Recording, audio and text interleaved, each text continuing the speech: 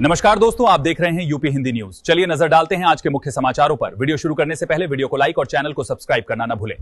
UP में मौसम बना मौत का तूफान। सिर्फ 24 घंटे में 94 लोगों की जान चली गई। तेज आंधी, बारिश और बिजली गिरने से उत्तर प्रदेश के कई जिलों में भारी तबाही देखने को मिली। बाराबंकी, सीतापुर और देवरिया समेत 200 से ज्यादा गांवों की बिजली गुल हो गई है। सबसे चौंकाने वाली घटना बरेली से सामने आई, जहां करीब 90 किलोमीटर प्रति घंटे की रफ्तार से चली आंधी में एक 50 साल का युवक टिन शेड समेत करीब 50 फीट हवा में उड़ गया और 100 मीटर दूर खेत में जा गिरा। गाजियाबाद, वाराणसी और अयोध्या समेत 30 जिलों में भारी बारिश हुई। कई जगह पेड़ और बिजली के खंभे गिर गए, दीवारें ढह गईं और गाड़ियां क्षतिग्रस्त हो गईं। मौसम विभाग ने अगले कुछ घंटों तक सतर्क रहने की सलाह दी है। दुनिया की नजरें बीजिंग पर और ट्रंप शी की इस मुलाकात से बदल सकते हैं अमेरिका चीन रिश्ते। अमेरिकी राष्ट्रपति डोनाल्ड ट्रंप गुरुवार को बीजिंग पहुंचे, जहां चीन के राष्ट्रपति शी जिनपिंग ने ग्रेट हॉल ऑफ पीपल में उनका भव्य स्वागत किया। ट्रंप को गार्ड ऑफ ऑनर दिया गया और दोनों नेताओं ने गर्मजोशी से हाथ मिलाया। ट्रंप ने जिनपिंग की तारीफ करते हुए कहा, आपका दोस्त होना सम्मान की बात है। उन्होंने दावा किया कि अमेरिका चीन रिश्ते अब पहले से बेहतर होने वाले हैं। इस हाई प्रोफाइल दौरे में इलन मस्क, टिम कुक और बोइंग सीईओ समेत कई बड़े अमेरिकी कारोबारी भी शामिल हैं और ताइवान जैसे बड़े मुद्दों पर चर्चा होने की संभावना है।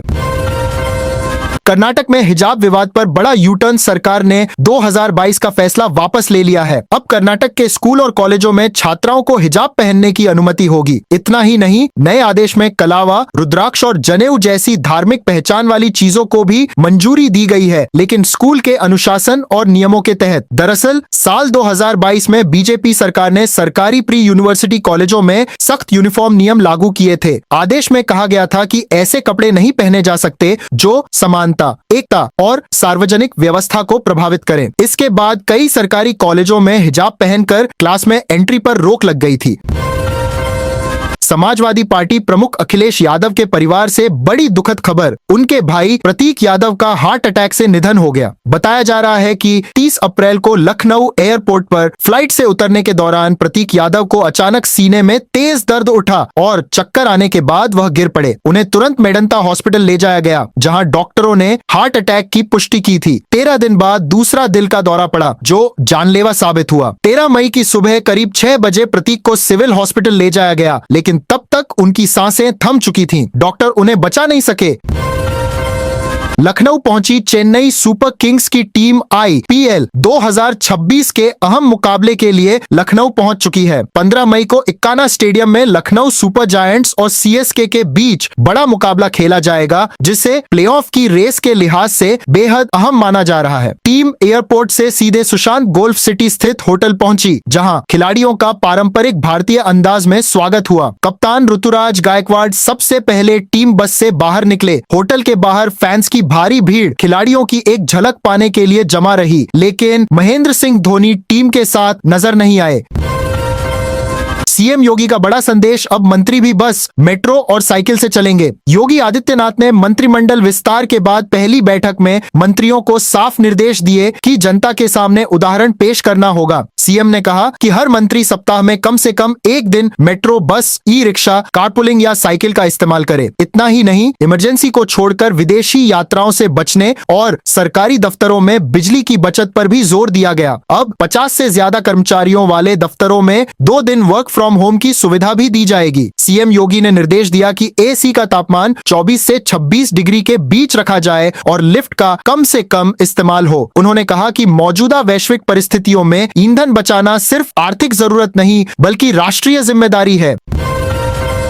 46 साल पुराने मर्डर केस में बड़ा फैसला। पूर्व बाहुबली विधायक विजय मिश्रा को उम्र कैद की सजा सुनाई गई है। विजय मिश्रा समेत 4 आरोपियों को प्रयागराज कोर्ट ने हत्या के मामले में दोषी मानते हुए उम्र कैद की सजा दी है। यह मामला 11 फरवरी 1980 का है, जब वकील श्याम नारायण पांडे के भाई प्रकाश नारायण पांडे कोर्ट में जमानत के सिलसिले में आए थे। आरोप है कि उसी दौरान विजय मिश्रा और उसके साथियों ने होटल में घुसकर गोली मार दी थी। लखनऊ विश्वविद्यालय में बड़ा बदलाव, अब हफ्ते में सिर्फ 5 दिन होगी वर्किंग। यूनिवर्सिटी ऑफ लखनऊ प्रशासन ने ऊर्जा बचत को ध्यान में रखते हुए नई व्यवस्था लागू कर दी है। अब विश्वविद्यालय के सभी विभाग सोमवार से शुक्रवार तक ही खुलेंगे। कुल सचिव कार्यालय की ओर से जारी आदेश के मुताबिक सभी शैक्षणिक विभाग और कार्यालय सुबह 9 बजे से शाम 6 बजे तक संचालित होंगे। विश्वविद्यालय प्रशासन का कहना है कि प्रधानमंत्री के ऊर्जा संरक्षण संदेश को ध्यान में रखते हुए यह फैसला लिया गया है। सक्षम स्तर से मंजूरी मिलने के बाद आदेश को तत्काल प्रभाव से लागू कर दिया गया है। पीएम मोदी की ऊर्जा बचत अपील का असर अब यूपी की सड़कों पर दिखने लगा है। उत्तर प्रदेश में नेता अब सरकारी बैठकों के लिए लग्जरी गाड़ियों की जगह पब्लिक और इलेक्ट्रिक ट्रांसपोर्ट का इस्तेमाल करते नजर आ रहे हैं। मेरठ में आयोजित बैठक में MLC Dharmendra Bhardwaj E rickshaw से विकास भवन पहुंचे। उनके साथ गनर और पीए भी मौजूद थे। वहीं भाजपा व्यापार प्रकोष्ठ के प्रदेश अध्यक्ष विनीत शर्दा खुद ई स्कूटी चलाकर सड़क पर निकले। लेकिन सबसे ज्यादा चर्चा महाराजगंज सदर विधायक जय मंगल कन्नौजिया की हो रही है, जिन्होंने अपनी निजी कार छोड़ टैक्सी से जिला मुख्यालय पहुंचकर अधिकारियों के साथ बैठक की। दरअसल मंगलवार देर रात योगी आदित्यनाथ ने मंत्रियों और विधायकों से हफ्ते में कम से कम 1 दिन पब्लिक ट्रांसपोर्ट इस्तेमाल करने की अपील की थी। मेरठ में करोड़ों की फैक्ट्री चोरी का बड़ा खुलासा, पुलिस ने 5 आरोपियों को पकड़ लिया है। मेरठ की जानी थाना पुलिस ने विश्वकर्मा इंडस्ट्रीज से हुई कॉपर वायर चोरी के मामले में 3 आरोपियों और 2 किशोरों को गिरफ्तार किया है। पुलिस ने इनके पास से 85 किलो कॉपर वायर, 1,80,000 रुपए कैश, 2 बाइक, 3 मोबाइल और 2 अवैध तमंचे बरामद किए हैं। 7 अप्रैल की रात बागपत रोड स्थित फैक्ट्री से करीब 350 किलो कॉपर वायर चोरी हुआ था। खुलासे के लिए 5 अलग अलग टीमें बनाई गई और करीब 200 सीसीटीवी कैमरों की फुटेज खंगाली गई। साथ ही सर्विलांस और बीटीएस तकनीक की मदद से आरोपियों की पहचान की गई। सुप्रीम कोर्ट की बड़ी टिप्पणी, भारत में लेन ड्राइविंग का कोई कॉन्सेप्ट ही नहीं है। सुप्रीम कोर्ट ऑफ इंडिया ने देश में बढ़ते सड़क हादसों पर चिंता जताते हुए कहा कि ट्रैफिक नियमों की अनदेखी ही दुर्घटनाओं की बड़ी वजह बन रही है। कोर्ट ने सड़क सुरक्षा को लेकर राज्यों और केंद्र शासित प्रदेशों को कई अहम निर्देश भी दिए हैं। कोर्ट ने आदेश दिया कि सभी पब्लिक ट्रांसपोर्ट वाहनों में व्हीकल लोकेशन ट्रैकिंग डिवाइस यानी VLTD और इमरजेंसी पैनिक बटन लगाना अनिवार्य होगा। 2018 में नियम लागू होने के बावजूद अब तक सिर्फ करीब 1% वाहनों में ही ये सिस्टम लगाए गए हैं।